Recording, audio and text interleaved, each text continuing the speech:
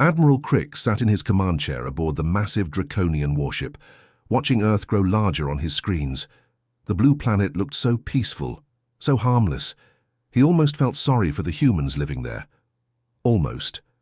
But business was business, and the Draconian Empire had bills to pay.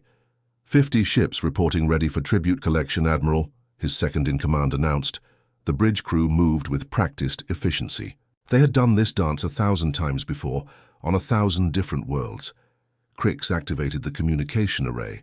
His voice boomed across space toward the small planet below. Primitive humans of Earth, the Draconian Empire demands your annual tribute. You have 12 hours to deliver the required materials to our collection vessels. Failure to comply will result in immediate planetary bombardment. Down on Earth, in a bunker deep beneath Seoul, President Minho felt his stomach drop as the alien transmission crackled through the speakers. He was a small man with tired eyes, carrying the weight of his entire species on his shoulders. For 30 years, Earth had been paying these bullies. Rare metals, ancient artifacts, even some of their brightest scientists had been handed over to keep the Draconians happy. Defense Minister Ji-won stood beside him, her face grim. She was younger than Minho, but had seen enough of these tribute collections to know the drill. Same demands as always, Mr. President. They want the usual shipment of platinum, titanium, and cultural specimens. General Hyon, a weathered veteran, with scars from humanity's early attempts to resist the Draconians, shook his head. 30 years of this madness. 30 years of watching our best resources disappear into their cargo holds while we pretend to smile and thank them for not destroying us. But today felt different. Minho couldn't put his finger on it, but something in the air had changed. Maybe it was the way his coffee tasted bitter this morning, or how the elevator had hummed a strange tune on his way down to the command center. Small things, but they added up to a feeling he couldn't shake. 3 levels below the command center, Dr. Sora hunched over her quantum detection equipment. She was one of Earth's brightest physicists, though she looked more like a college student with her messy hair and thick glasses. Her job was simple: monitor the planet's deep core energy, signatures, and report anything unusual. For the past 5 years, her reports had been identical. All normal, nothing to see here. Today was different. The readings on her screen made no sense. Energy spikes were erupting from deep beneath the Earth's crust, patterns she had never seen before. The quantum field fluctuations looked almost like a computer starting up. That was impossible, of course. Nothing could survive that deep underground, and certainly nothing intelligent enough to operate machinery. This can't be right, she muttered, adjusting her equipment. But the readings remained consistent. Something massive was waking up beneath their feet. High above in orbit, Admiral Crix felt confident as his ships moved into their standard intimidation formation. The sight of 50 Draconian dreadnoughts arranged in perfect attack position had broken the spirit of countless civilizations. Each ship was 3 kilometers long, bristling with weapons that could crack a planet's surface. The humans had learned this lesson decades ago during their first encounter with the Empire. Back then, Earth had tried to fight. Their primitive missiles and nuclear weapons had been swatted aside like annoying insects. The Draconians had demonstrated their power by turning Australia's Uluru into glass, melting the ancient rock formation in seconds. The message was clear: pay tribute or face extinction. But Crix noticed something odd today. Usually, human space traffic would scatter when the tribute fleet arrived. Commercial vessels would flee to the far side of their moon, and their pathetic orbital stations would go dark to avoid attention. Today, everything continued as normal. Cargo ships maintained their routes, space elevators kept operating, and the orbital platforms actually seemed to be watching his fleet with unusual interest. "Admiral," his navigation officer called out, "I'm detecting some strange readings from the planet's surface, energy signatures I've never seen before." Crix frowned. In all his years of tribute collection, primitive worlds never surprised him. They cowered, they paid, and his fleet moved on to the next target. Earth had been one of his most reliable sources of easy tribute. The humans were smart enough to understand their place in the galaxy, but not advanced enough to cause problems. "Run. A deep scan," he ordered. "Let's see what these clever little humans think they're hiding from us." What Admiral Crix didn't know was that far beneath Earth's surface, systems older than his entire civilization had been quietly observing his fleet since the moment it entered the solar system. Ancient guardians, left behind by Earth's previous inhabitants, were running calculations and making decisions that would change the galaxy forever. The tribute collection was about to become something entirely different. The countdown timer in Admiral Crix's command center showed 11 hours and 43 minutes remaining for Earth's tribute delivery. He was reviewing the manifest of required materials when something impossible happened. Reality itself seemed to hiccup. One moment, Crix was surrounded by the familiar hum of his ship's engines, the chatter of his crew, and the soft glow of control panels. The next moment there was nothing. Not darkness, not cold, not even the concept of existing. 50 massive warships and every soul aboard them simply stopped being part of the universe. 300 light-years away, Kang sat in the Empire's deep space monitoring station, sipping his morning stimulant drink. As the Empire's senior coordinator, he tracked every major fleet movement across their territory. His screens showed the positions of thousands of Draconian vessels spread across dozens of star systems. The tribute fleet at Earth appeared as 50 bright dots arranged in their standard formation. He was updating the morning report when something caught his eye. The dots representing Crix's fleet began to flicker. Kang leaned forward, assuming it was a minor sensor glitch. Equipment this far from home base sometimes developed small problems, but the flickering stopped, and so did everything else. The 50 dots that represented Admiral Crix's fleet simply vanished from his screens. Not destroyed, not scattered, just gone. Kang blinked hard and ran a diagnostic on his equipment. Everything checked out perfectly. "That's impossible," he whispered, his three-fingered hand trembling as he activated emergency protocols. "Entire fleets don't just disappear." He immediately contacted the nearest Draconian outpost. "This is Deep Space Coordinator Kang. I need immediate confirmation on Fleet 77 Alpha's status. My sensors show total communication blackout." The response came back within minutes. "Negative contact, Coordinator. We're showing the same readings. Fleet 77 Alpha has gone completely dark." Kang felt his stomach drop. In 3 decades of monitoring Empire operations, he had never seen anything like this. Ships got destroyed in battle, sure. Crews mutinied occasionally, equipment failed. But entire fleets didn't just vanish without leaving any trace. He activated the gravitational wave detectors, the most sensitive instruments in the Empire's arsenal. These could detect the smallest disturbances in space-time itself. If Admiral Crix's fleet had been destroyed by some unknown weapon, there would be gravitational echoes, ripples in the fabric of reality itself. The readings showed something that made Kang's blood run cold. There had been a gravitational anomaly at Earth's location, but it lasted only 17 minutes. More disturbing was its nature. Instead of the chaotic signatures that came from explosions or ship destructions, this anomaly was surgically precise. It looked like something had reached into space-time and carefully removed exactly 50 ship-sized objects, leaving everything else completely untouched. "By the Empire's crown," Kang breathed. What kind of technology could do something like this? Back on Earth, President Minho was still staring at the main display screen in his sole command bunker, where 50 massive alien warships had been. Floating just minutes ago, there was now nothing but empty space and distant stars. His morning coffee had gone cold in his hand. Defense Minister G1 stood beside him, equally stunned. "Sir, our orbital telescopes confirm it. The entire Draconian fleet is gone. Not destroyed, not retreating, just gone."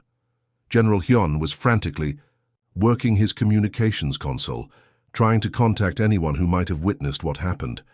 "This is impossible. Those ships were 3 kilometers long each. You can't just make something that massive disappear without massive explosions. Debris fields, energy discharges. Our sensors should be picking up something." But Earth's sensors showed the same thing as the Empire's distant monitoring stations. Absolutely nothing. Space around Earth looked exactly as it had before the Draconian fleet arrived, as if 50 massive warships had never existed at all. Dr. Arin, the President's chief science advisor, walked into the command center carrying a simple tablet. She was a quiet woman who usually stayed in her laboratory, but today she wore an expression that Minho had never seen before. It wasn't quite surprise, but it wasn't exactly expectation either. Something in between. "Mr. President," she said calmly, "I have a status report for you." Minho turned to face her, desperately hoping for some explanation that might make sense of what they had just witnessed. "Please tell me you have some idea what just happened up there." Arin looked at her tablet, then back at the president. Her voice was steady and professional, as if she were reporting on something as routine as the weather. "The Draconian problem has been resolved. Cleanup complete. No further action is required at this time." The command center fell completely silent. President Minho stared at his science advisor, trying to process what she had just said. "Cleanup complete? Arin, what are you talking about? We didn't do anything. We don't have weapons that could even scratch one of those ships, let alone make an entire fleet vanish." Arin simply nodded toward the main screen, where empty space stretched peacefully around their planet. "Nevertheless, sir, the threat has been neutralized. Earth is secure." General Hyon stepped forward. "Are you telling us that Earth has some kind of secret defense system? Something that could eliminate 50 Draconian dreadnoughts without anyone knowing about it?" For the first time, Arin's professional composure cracked slightly. She looked genuinely puzzled. "I'm sorry, General, but I don't have access to that level of classified information. I'm simply reporting what my instruments are telling me. The hostile fleet is no longer present, and all threat indicators have returned to normal levels." President Minho felt like the ground was shifting beneath his feet. For 30 years, Earth had lived in fear of the Draconian Empire. They had paid tribute, accepted humiliation, and lived with the constant threat of annihilation hanging over their heads. Now, in the space of 17 minutes, that threat had simply evaporated. But how? And more importantly, who was responsible? 3 weeks after the fleet vanished, the Draconian Empire sent their best investigator to Earth. Vexhai was not like the typical Draconian warrior. Where others were built for conquest, he was built for understanding. His specialty was solving impossible mysteries, and the complete disappearance of 50 warships definitely qualified as impossible. Vexhai's investigation ship entered Earth's solar system with extreme caution. The Empire had learned their lesson about approaching this seemingly harmless blue planet too aggressively. His vessel was small, fast, and equipped with the most advanced sensors the Draconians possessed. If something tried to make his ship vanish like Admiral Crix's fleet, he wanted to know about it before it happened. "Initiate deep space scans," Vexhai ordered his crew of specialists. "I want to know everything that happened in this system during the past month. Every gravitational ripple, every quantum fluctuation, every stray photon." What they found made no sense according to everything the Empire knew about physics. The space where Admiral Crix's fleet had been stationed showed signs of what Vexhai could only describe as surgical editing. It was as if someone had taken a cosmic eraser and carefully removed exactly 50 ship-sized chunks of reality, leaving everything else perfectly intact. "This is unprecedented," muttered Dr. Zekmore, the Empire's leading expert on space-time physics. "Mass and energy cannot simply cease to exist. It has to go somewhere, transform into something else. But these readings suggest that 50 massive warships were simply deleted from the universe." Down on Earth, Ambassador Nari was preparing for the most important diplomatic meeting in human history. She was a career diplomat who had spent her life dealing with difficult situations, but nothing had prepared her for hosting investigators from an empire that could destroy her entire planet. On a whim, the meeting took place in Geneva, in a conference room that had seen countless international negotiations over the decades. Nari sat across from Vexhai, trying to project calm confidence while her heart raced. She had been briefed to cooperate fully with the investigation while maintaining that humanity had nothing to do with the fleet's disappearance. "We appreciate your visit, Investigator Vexhai," Nari began, sliding a thick folder across the table. "These are our complete historical records, astronomical observations, and technological capabilities. As you can see, we barely qualify as a spacefaring civilization. We have no weapons capable of harming your ships." Vexhai examined the documents with interest. Human technology was indeed primitive by Draconian standards. Their most powerful weapons were nuclear devices that would barely scratch the paint. On a Draconian warship, their space program was limited to their own solar system, and their energy production was still largely dependent on burning fossil fuels. "Your cooperation is noted, Ambassador," Vexhai replied. "However, something in this system eliminated 50 of our most advanced warships. If humanity lacks this capability, then what other explanation exists?" Meanwhile, in a laboratory beneath Seoul National University, Dr. Do-hyun was making discoveries that would have terrified him if he had understood their implications. As Earth's leading quantum physicist, he had been quietly monitoring the planet's quantum field fluctuations for years as part of his research into fundamental forces.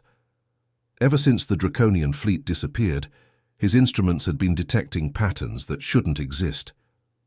The quantum fields around Earth were behaving like a vast, incredibly complex computer network.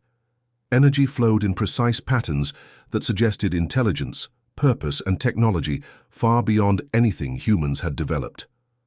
"These readings are impossible," Do-hyun muttered, adjusting his equipment for the 100th time. "Quantum fields don't organize themselves into coherent patterns like this. It's like the entire planet is sitting on top of some kind of massive quantum computer." The patterns were strongest beneath Earth's oceans, particularly in the deep trenches, where human exploration had barely scratched the surface. The quantum signatures suggested structures of enormous size and complexity buried kilometers beneath the ocean floor. Structures that had been there far longer than human civilization.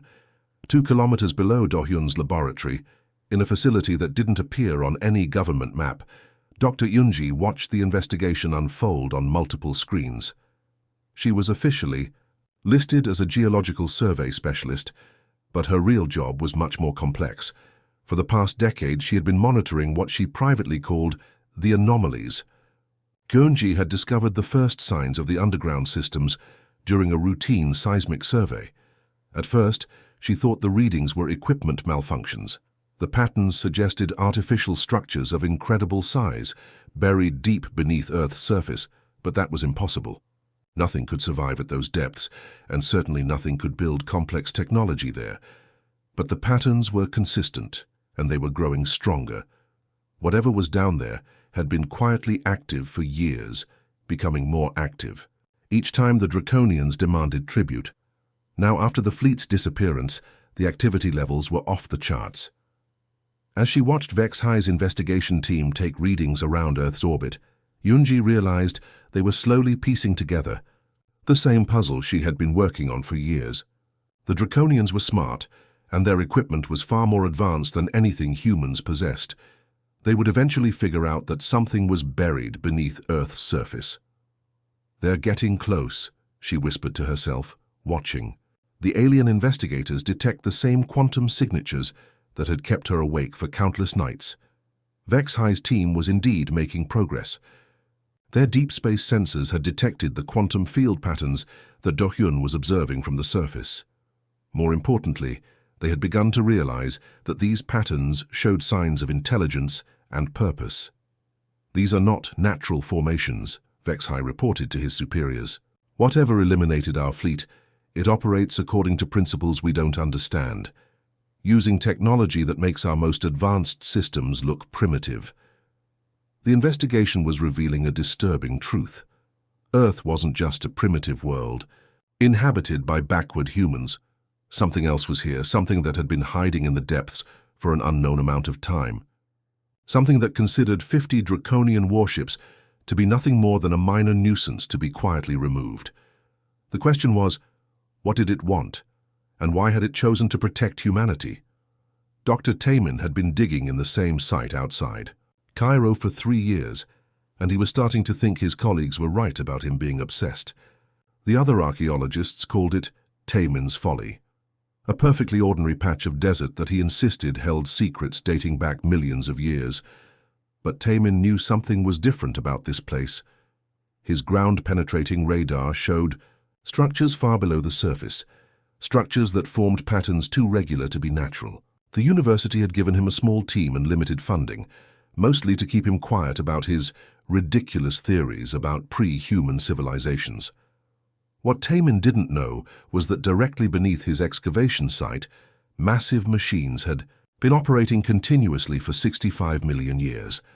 These weren't crude mechanical devices, but sophisticated systems that existed partially outside normal space-time, monitoring every aspect of Earth's biosphere with the patience of geological ages. The machines had watched the dinosaurs rise and fall. They had observed the first mammals venture from their burrows, witnessed the evolution of primates, and carefully guided the development of human civilization. Every major extinction event, every evolutionary leap, every crucial moment in Earth's biological history had been subtly influenced by these ancient guardians. 2,000 kilometers away, Dr. Minji was having the worst day of her career as a geologist. She had been analyzing deep core samples from the Pacific Ocean floor, routine work that usually involved cataloging different rock layers and dating sedimentary deposits. It was boring, methodical work that she normally found relaxing. Today's samples were different. Hidden within ordinary-looking rock formations, her instruments detected traces of materials that shouldn't exist. The signatures suggested technology, but technology that was impossibly old. According to her dating methods, these traces went back 65 million years to the time when dinosaurs ruled the Earth. "This has to be contamination," Minji muttered, running the tests for the 5th time. There's no way organized technology could survive that long underground, but the results remained consistent. Embedded within natural rock formations were microscopic traces of what could only be described as advanced manufacturing. Molecular structures too perfect to occur naturally, arranged in patterns that suggested purpose and intelligence. It was as if someone had built incredibly sophisticated machinery and then watched as geological processes slowly buried it beneath miles of accumulated sediment. The strangest part was how widespread these traces were. Every deep core sample from around the world showed similar signatures. Whatever had created this technology hadn't built it in one location. It had built it everywhere, creating a global network of interconnected systems. In a government facility in Tokyo, data analyst Junho was having his own crisis of understanding.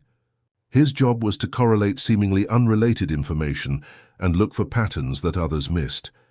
It was detective work on a massive scale, connecting dots that spanned multiple scientific disciplines. For months, Junho had been tracking what he called statistical anomalies in human development. Throughout history, whenever human civilization seemed headed toward self-destruction, something would happen to nudge them back toward a more peaceful path. Wars would end unexpectedly, aggressive leaders would make sudden policy changes, and dangerous technologies would somehow fail to develop properly. At first, Junho had attributed these patterns to luck or the natural tendency of complex systems to find balance, but the more data he analyzed, the more deliberate these interventions appeared. It was as if something had been subtly guiding human civilization, preventing them from developing along the same aggressive expansion patterns that characterized most spacefaring species. The correlation became impossible to ignore when Junho compared Earth's development to what they knew about other civilizations. Every other intelligent species in the galaxy had followed similar patterns: rapid technological development, aggressive expansion, conquest of neighboring worlds, and, eventually, either collapse or transformation into a predatory empire like the Draconians. Humans were different. Despite having all the same drives and capabilities as other species, they had somehow avoided the worst excesses of expansion-focused development. Their technology had advanced steadily, but never overwhelmed their capacity for wisdom. Their global conflicts had been devastating, but never truly civilization-ending. Their expansion into space had been cautious and exploratory, rather than militaristic and conquering. "It's like someone was watching over us," Junho realized, staring at his data models. Someone was making sure we didn't destroy ourselves or become a threat to others. The pieces began falling into place when news of the Draconian fleet's disappearance reached the scientific community. Junho cross-referenced the timing of the fleet's arrival with global sensor readings and found something extraordinary. In the moments before the Draconian ships vanished, seismic sensors around the world had detected synchronized activity from deep beneath Earth's surface. The same deep locations where Minji was finding traces of ancient technology. The same depths where Taemin's ground-penetrating radar showed massive artificial structures. The same global network that Junho's analysis suggested had been influencing human development for millennia. Taemin was the first to put the complete picture together. Working late in his tent beside the excavation site, he was comparing his radar readings with the reports from his colleagues around the world. The structure beneath his dig site wasn't isolated. It was part of a planetary network of interconnected systems that spanned the entire globe. "My God," he whispered, understanding flooding through him. "We're not alone on this planet. We never have been." The original inhabitants of Earth hadn't disappeared or died out. They had evolved beyond the need for physical existence, transcending into forms of consciousness that existed partially outside normal reality. But before leaving, they had built guardians to protect their world and guide whatever new intelligence might arise. These guardians had watched over Earth for 65 million years, carefully nurturing the biosphere and protecting it from threats both internal and external. They had guided evolution itself, ensuring that whatever species eventually achieved intelligence would do so along peaceful rather than predatory lines. Humans weren't Earth's conquerors. They were Earth's chosen inheritors. The ancient guardians had been preparing them for this role for thousands of generations, subtly influencing their development to ensure they would become worthy custodians of a planet that was far more important than anyone had ever imagined. The Draconian Empire had made a critical error. They had threatened a world under the protection of technology that viewed the elimination of 50 warships as barely worth noticing. They had triggered defense protocols that had been waiting patiently for 65 million years for exactly this type of threat. And now the galaxy was about to learn that Earth wasn't a primitive backwater world inhabited by helpless humans. It was the most protected location in known space, defended by guardians whose technology made the Draconian Empire look like children playing with toys. The revelation changed everything, but the most shocking part was yet to come. The Guardians hadn't just been protecting Earth, they had been preparing humanity for something much larger than anyone could have imagined. Commander Rexdan stood in the war room of the Draconian Empire's most secure fortress, staring at a holographic display that showed their collapsing galactic territories. As the Empire's supreme military strategist, he had spent his entire career planning conquests and crushing rebellions. Now, for the first time in his life, he was planning a retreat. The debate had been raging for hours among the Empire's highest leadership. Half wanted immediate revenge against Earth, demanding that they assemble every warship in their fleet and reduce the planet to radioactive dust. The other half argued for caution, pointing out that they still had no idea what had happened to Admiral Crix's fleet or how to defend against it. "We cannot show weakness," growled General Morcax, slamming his fist on the conference table. "If word spreads that the Empire fled from a primitive world, every conquered species in the galaxy will rise up against us." Rexadan studied the tactical projections floating before him. The Empire controlled over 400 star systems and maintained tribute relationships with nearly 1,000 more. Their military strength was built on reputation as much as firepower. For 3,000 years, no species had successfully resisted Draconian expansion. Their ships were feared throughout the galaxy, their tribute collectors unopposed. "The damage is already done," Rexdan replied grimly. "Intelligence reports indicate that news of our fleet's disappearance has already reached at least 50 systems. Rebellion movements are forming on Kepler 442b, Proxima Centauri, and the Tau Ceti colonies."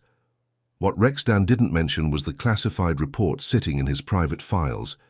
Deep space reconnaissance had detected the same quantum signatures around Earth near several other star systems throughout the galaxy. Whatever had destroyed their fleet wasn't limited to Earth. It was part of a network that spanned multiple sectors of space. The Empire faced a choice that no Draconian leader had ever confronted: acknowledge that there was something in the universe more powerful than they were, or risk complete annihilation trying to prove otherwise. Meanwhile, in Sundisa, a small communications facility outside Seoul, Lieutenant Hannah was having the strangest shift of her career. As Earth's senior quantum communications specialist, she monitored deep space transmissions and maintained contact with humanity's few off-world colonies. It was usually quiet work, with most traffic being routine supply requests and family messages. Today, her equipment was picking up transmissions unlike anything she had ever seen. Quantum encrypted messages were flooding the communication networks, all carrying the same basic warning. The language was different in each transmission, adapted for dozens of different alien species, but the message was identical. Notice to aggressive expansionist civilizations, Earth-class biosphere worlds are under permanent protection. Any species following predatory expansion models will face immediate nullification. Peaceful civilizations may continue normal development without interference. Hannah stared at her screens in confusion. The transmissions weren't coming from Earth or any known human facility.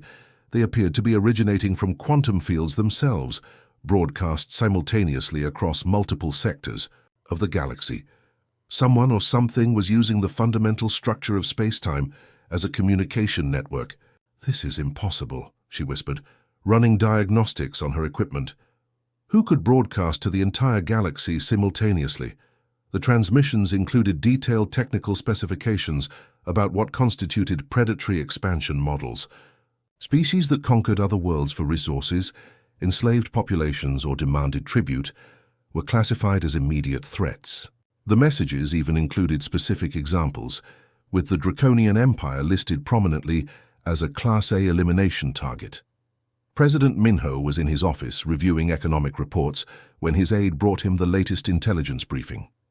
The news from across the galaxy was almost too incredible to believe. The Draconian Empire, which had dominated galactic politics for 3 millennia, was falling apart at an unprecedented rate. "Sir, we're receiving reports from our intelligence network," his aide explained. 17 different star systems have declared independence from the Empire in the past week. The tribute worlds are refusing to pay, and the Empire's military commanders are apparently too terrified to force them. Minho set down his coffee and looked out the window at Seoul's skyline. Everything looked normal. Traffic moved through the streets. People went about their daily business. Children played in parks. None of them knew that their planet had just become the most feared location in the known galaxy. "What's our assessment of the threat to Earth?" Minho asked. "That's the strangest part, sir. According to our analysis, there is no threat to Earth. The Empire seems to be avoiding our entire solar system. Their ships won't even enter the outer edges of our asteroid belt." Presidential advisor Yuna entered the office, carrying a tablet full of intelligence reports.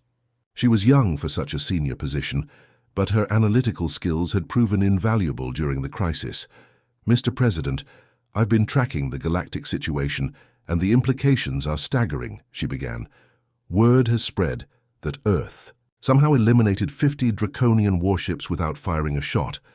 Other species are starting to see us as either the galaxy's greatest weapon or its ultimate protector."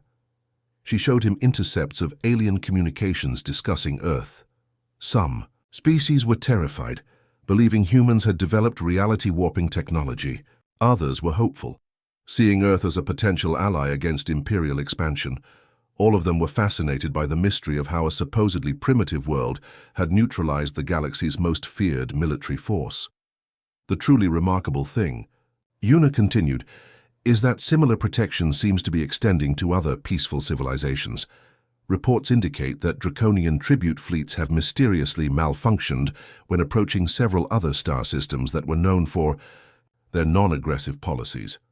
Across the galaxy, the transformation was accelerating.